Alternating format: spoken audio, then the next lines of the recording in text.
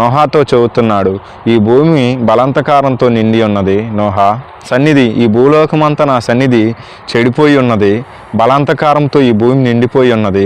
నేను ఎటు చూసినా సమస్త శరీర మార్గములు చెరిపివేసుకొని ఉన్నారు నోహా అని దేవుడు చెబుతున్నాడని నోహాతో అంటున్నాడు, నువ్వు ఓడను సిద్ధపరచుకో, ఈ ఓడను నిర్మాణించు, ఈ ఓడ నీ కొరకు నీ కుటుంబం కొరకు నిర్మాణించుకో అంటున్నాడు.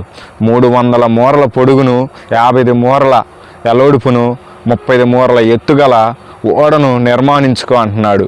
అంటే 300 మూరలు అంటే దాదాపు 450 ఫీట్లు పొడుగు ఓడను నిర్మాణించు, 75 ఫీట్లు ఎలోడుపును ఓడను నిర్మాణించుకో.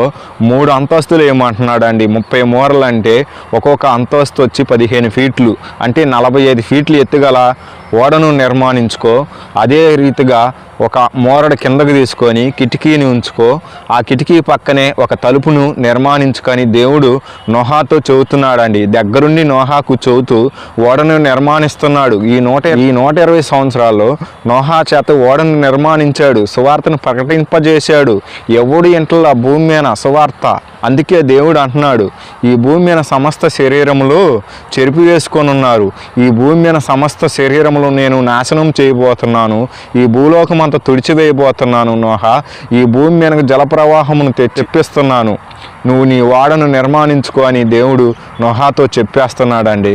పవిత్రమైన జంతువులలో 2 ప్రతి జాతి ప్రకారము 2 నీ వద్దకు వస్తాయి, తేబడతాయి, ఆ ఓడలోకి వీటిని కూడా చేర్చుకో అని, ఒక ఆడది ఒకటి మగది ఈ ఓడలోకి చేరతాయి అంటున్నాయి.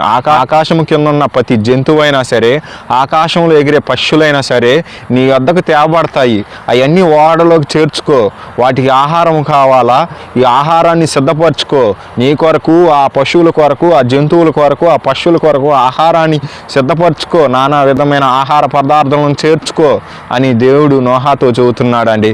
నోహాతో దేవుడు నిబంధన సిద్ధపరచుకున్నాడు, వాడను సిద్ధపరిచాడండి. అలాగే దేవుడు మాటిని నోహా యావత్తు చేశాడండి. దేవుడిచ్చిన ఆజ్ఞ ప్రకారం యావత్తు జరిగించేశాడు. నోహాతో చెబుతున్నాడు, మరొక 7 దినాల్లో ఈ భూమి మీదకు జల ప్రవాహమును తెప్పియబోతున్నాను అని నోహాతో చెప్పాడండి.